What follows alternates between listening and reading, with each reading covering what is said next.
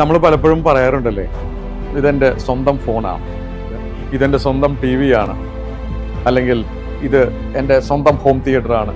ശരിക്കും നിങ്ങളൊന്ന് ആലോചിച്ച് നോക്കി, നിങ്ങൾ ആക്ച്വലി ആ ഫോണിൻ്റെ ഉടമയാണോ, ആ ഫോൺ നിങ്ങളുടെ ഉടമയാണോ? അത് വിചിത്രമായൊരു ചോദ്യമായി തോന്നാം അല്ലേ?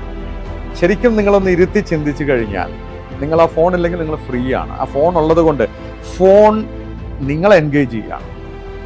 സത്യത്തിൽ ഫോണാണ് ഉടമ നിങ്ങളുടെ എന്ന് ഞാൻ പറയും. വേറെ ഒന്നും കൊണ്ടല്ല, ആ ഫോണിലേക്ക് നിങ്ങൾ നോക്കിയിരിക്കാനായി ആ ഫോൺ നിങ്ങളെ ഫോഴ്സ് ചെയ്യാണ്. വേറെ ഒന്നും കൊണ്ടല്ല, അതിൽ പല കാര്യങ്ങളുണ്ട്, സോഷ്യൽ മീഡിയ ഉണ്ട്, അതുണ്ട്, ഇതുണ്ട് അല്ലേ?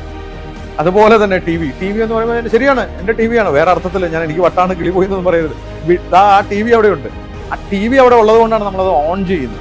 തീർച്ചയായും അപ്പം നമ്മൾ അതിലേക്ക് അഡിക്റ്റഡ് ആവുകയാണ്. ആ ടി വി നമ്മളെ ഓൺ ചെയ്യുകയാണ്, നമ്മളെ പിടിച്ചിരുത്തുകയാണ് അവിടെ. ശരിക്കും ആലോചിച്ച് നമ്മളൊരു തിയേറ്ററിൽ പോയി സിനിമ കാണുന്ന കാലമുണ്ട്. ശരിയാണ്, അവിടെ പോയി കണ്ടു, തിരിച്ചിറങ്ങി പോകുന്നു, അത് കഴിഞ്ഞ് നമ്മുടെ തലേന്ന് പോയി. പക്ഷെ നമ്മൾ വീടിനകത്തൊരു ഹോം തിയേറ്റർ സെറ്റ് ചെയ്യുമ്പോൾ, ഹോം തിയേറ്റർ മോശമാണെന്നല്ല ഞാൻ പറഞ്ഞു, പക്ഷെ ആ ഹോം തിയേറ്റർ ഉള്ളത് കൊണ്ട് നമ്മൾ എവിടെയെങ്കിലുമൊക്കെ അതിനെ പറ്റിയ സിനിമകൾ കണ്ടുപിടിച്ച് അത് കാണാനായിട്ടുള്ള പരിശ്രമം കൂടും. അപ്പം നമ്മൾ സിനിമ പുറത്തു പോയി കണ്ടിരുന്നതിനേക്കാൾ കൂടുതൽ സിനിമ ചിലപ്പോൾ നമ്മൾ വീട്ടിലിരുന്ന് കാണിട്ടില്ല.